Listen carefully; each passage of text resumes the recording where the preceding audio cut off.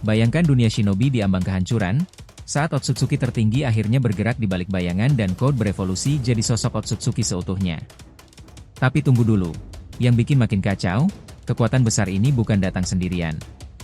Sebuah rencana besar sedang disusun, melibatkan kekuatan kuno, jalur waktu, hingga rahasia mematikan dari masa lalu yang selama ini tersembunyi. Di tengah krisis itu, Sarada diamanahi misi yang hanya bisa diselesaikan oleh titisan Rikudo Sennin, sementara Himawari tiba-tiba membangkitkan kekuatan langka gabungan Kurama dan Tenseigan.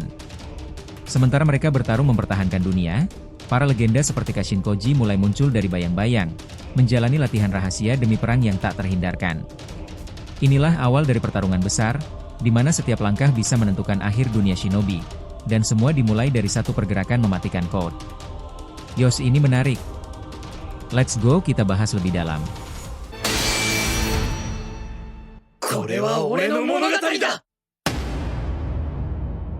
Halo teman-teman, selamat datang lagi di channel Boruto Saga to Blue Vortex. Nah, disclaimer di video ini konteksnya hanyalah cerita fanfictions tidak berpatokan pada manga resmi ya. Jadi jelas, cerita ini untuk hiburan semata karena animenya masih hiatus dan manganya tayang 1 bulan sekali di Manga Plus. Jadi silahkan kalian enjoy saja menikmati keseruan alur ceritanya sambil menunggu episodenya resminya rilis kembali. Yuk mari kita lanjutkan lagi pembahasannya. Seperti biasa kita berikan highlight ceritanya terlebih dahulu biar enggak bingung. 1. Code berevolusi jadi Otsutsuki sepenuhnya. Ia kini jadi ancaman besar dengan kekuatan baru dan kerjasama berbahaya dengan Otsutsuki tertinggi. 2. Sarada ditugaskan jadi kunci penyelamat masa depan. Gamamaru memberinya kotak rahasia berbahaya yang hanya boleh dibuka oleh Rikudo Sennin di waktu tertentu. 3. Himawari mengakses kekuatan Kurama dan Tenseigan. Kekuatan gabungan ini membuatnya mampu menghadapi kecepatan dan serangan brutal Code. 4. Pertarungan besar dimulai di medan tempur. Sarada, Itachi, dan Himawari bersatu melawan Code yang kini makin sulit diprediksi. 5. Kashin Koji mulai latihan mode Sannin tingkat tinggi. Ia disiapkan untuk jadi salah satu senjata rahasia dalam perang besar yang akan datang. Nah, dari sini kita akan jelaskan lebih lanjut highlight cerita itu sob. Kini, kisah baru dimulai setelah sebuah perubahan besar mengguncang dunia. Sebuah kenyataan pahit harus diterima oleh seluruh umat manusia. Planet bumi kini menghadapi ancaman yang tak bisa dianggap remeh. Sosok yang sebelumnya dianggap sebagai bayangan dari ambisi para Otsutsuki, kini telah benar-benar berevolusi. Code, yang sejak awal menunjukkan kesetiaannya kepada ajaran Ishiki Otsutsuki, akhirnya berhasil mewujudkan impian gila itu. Transformasinya kini telah mencapai puncak. Tubuhnya memancarkan kekuatan yang menakutkan, muncul dengan Gudodama yang melayang di belakangnya, jubah putih Otsutsuki yang ikonik, dan sebuah tongkat hitam yang menandai kemapanan kekuasaan. 2 dojutsu berbeda menghiasi wajahnya, seolah menjadi simbol bahwa dia tak lagi manusia biasa. Keberhasilan Code ini bukan sekadar transformasi fisik. Ini adalah deklarasi perang terhadap seluruh umat manusia. Bahkan Eida, yang memiliki kemampuan untuk melihat kondisi di seluruh penjuru dunia, segera bertindak. Melalui bantuan kekuatan sensorik milik Ino, ia segera menghubungi pihak-pihak penting, Orochimaru, Itachi, dan lainnya. Dalam percakapan yang serius, Eida menyampaikan kekhawatirannya. Menurutnya, Code kini telah menjalin aliansi dengan Otsutsuki tertinggi yang menjadi musuh utama Boruto.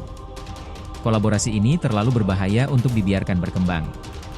Ia menyarankan agar keduanya segera dilenyapkan sebelum sempat menimbulkan kekacauan yang lebih besar. Orochimaru, dengan wajah serius, memberikan respons tegas. Ia mengakui bahwa kondisi saat ini sangat genting dan menyarankan agar Sarada segera dikirimkan untuk membantu mereka. Saat itu, mereka benar-benar kekurangan bala bantuan. Di sisi lain, suasana Gunung Myoboku yang biasanya tenang mulai berubah. Di tempat itu, Eida berjalan dengan langkah tergesa menuju ruangan tempat Ino dan Kashin Koji berada. Kashin Koji tampak duduk bersila di bawah patung katak raksasa, dikelilingi oleh para katak bijak. Suara Eida memecah keheningan, menyampaikan kabar buruk tentang Code yang kini telah berevolusi menjadi Otsutsuki sepenuhnya. Kashin Koji menanggapi dengan nada khawatir. Ia mengakui bahwa dirinya tak mampu melihat masa depan Code. Hal ini sangat aneh, sebab sebelumnya ia memiliki kemampuan meramal. Ia menduga adanya tali cakra atau segel khusus yang dipasang oleh Otsutsuki tertinggi ke dalam tubuh Code, sehingga masa depannya menjadi gelap bagi penglihatan Kashin Koji. Ino terkejut mendengar hal itu. Ia tak menyangka bahwa Otsutsuki tertinggi memiliki kecerdasan sejauh itu. Namun Kashin Koji menyambung dengan sebuah pernyataan mencengangkan. Makhluk itu bahkan mengetahui nama-nama para shinobi, padahal belum pernah bertemu mereka. Ia merasa dirinya menjadi salah satu target utama dari Otsutsuki tertinggi. Eida menegaskan kembali bahwa Sarada harus segera dikirimkan untuk membantu Orochimaru. Menurutnya, waktu tidak bisa dibiarkan berlalu begitu saja. Kashin Koji lantas bertanya tentang keberadaan Sarada. Eida menjawab bahwa kemungkinan besar gadis itu masih berlatih bersama Gamabunta di area belakang.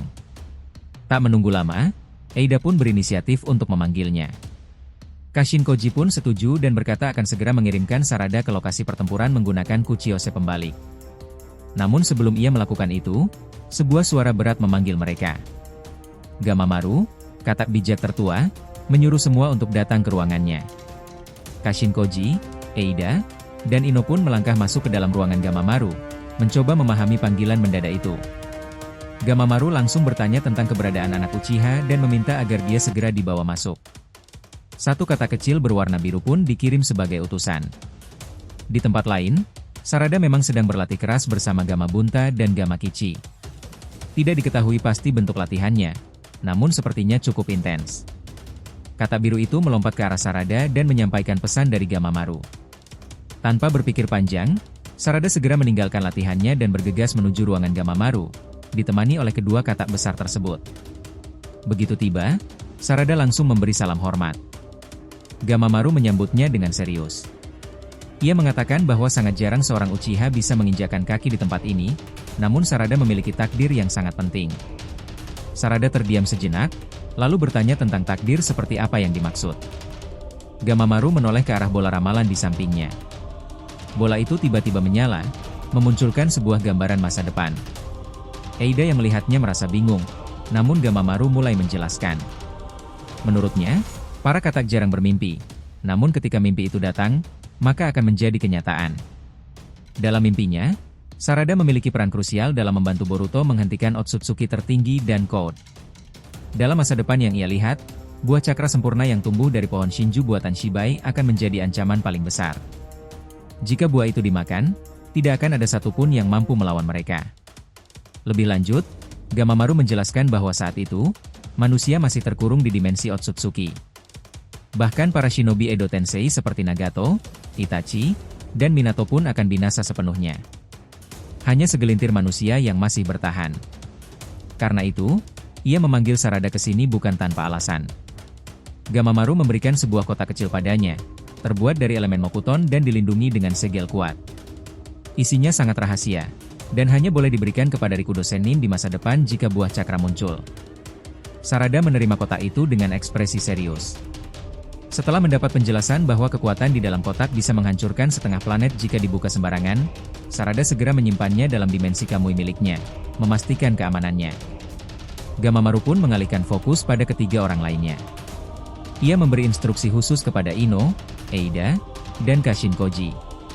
Ketiganya diminta tetap tinggal di Gunung Myoboku, karena jika mereka ikut turun ke medan perang, maka jalur komunikasi akan terputus dan akan menimbulkan masalah besar bagi Naruto dan lainnya. Kepada Kashin Koji, ia memberi tugas khusus untuk mempelajari mode Sennin hingga ke tingkat tertinggi. Eida ditugaskan untuk terus mengawasi musuh dengan dojutsumonya, sementara Ino harus menjaga komunikasi tanpa batas dengan pihak luar menggunakan energi alam yang tersedia tanpa henti di tempat ini. Sebelum latihan dimulai, Kashin Koji diminta untuk mengirimkan Sarada ke lokasi pertempuran. Ia menempelkan tangannya ke tanah, menciptakan segel hitam melingkar.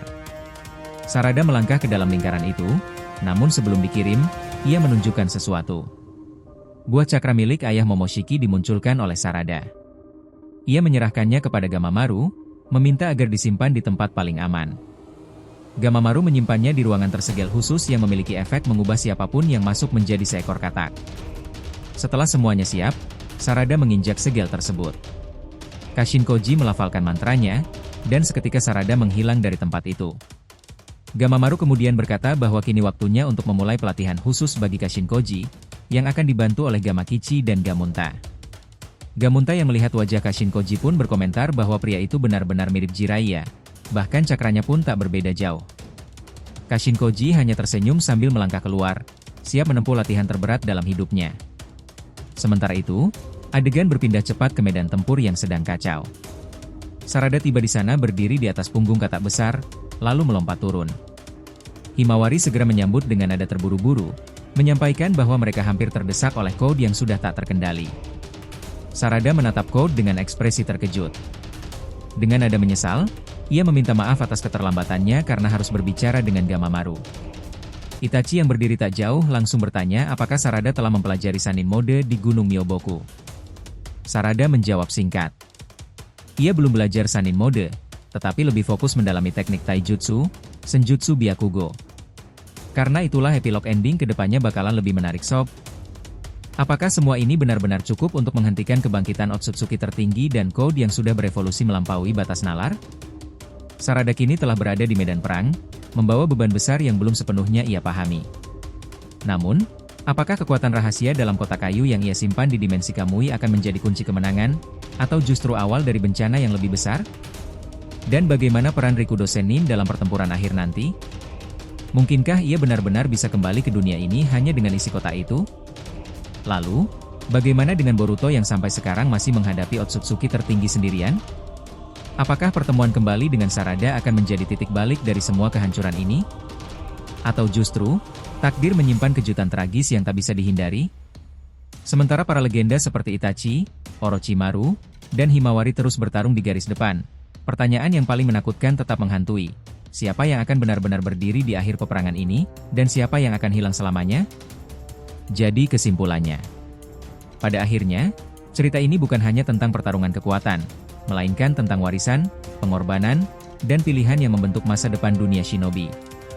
Di tengah kehancuran dan harapan yang saling bertabrakan, muncul generasi baru yang membawa tekad baja, mereka yang mewarisi semangat para pendahulu, namun juga menciptakan jalan mereka sendiri.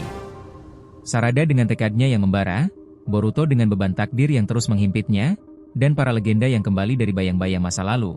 Semuanya bersatu dalam satu panggung yang belum pernah terjadi sebelumnya. Kini, dunia ninja berdiri di ambang perubahan besar. Masa depan belum pasti, tapi satu hal yang jelas, inilah awal dari akhir, sekaligus awal dari sesuatu yang jauh lebih besar dari sekadar perang. Sebuah era baru akan lahir, dan di sanalah semua pilihan, pengorbanan, serta kekuatan hati akan menentukan siapa yang layak memegang harapan terakhir umat manusia. Jangan lupa untuk like, komen dan subscribe channel ini ya agar terus berkembang sehingga kita selalu antusias memberikan alur Boruto paling menggelora, tentunya di channel fans teori favorit kalian. Saga Boruto 2 Blue Vortex. Have a nice day nakama. See you next time and salam shinobi.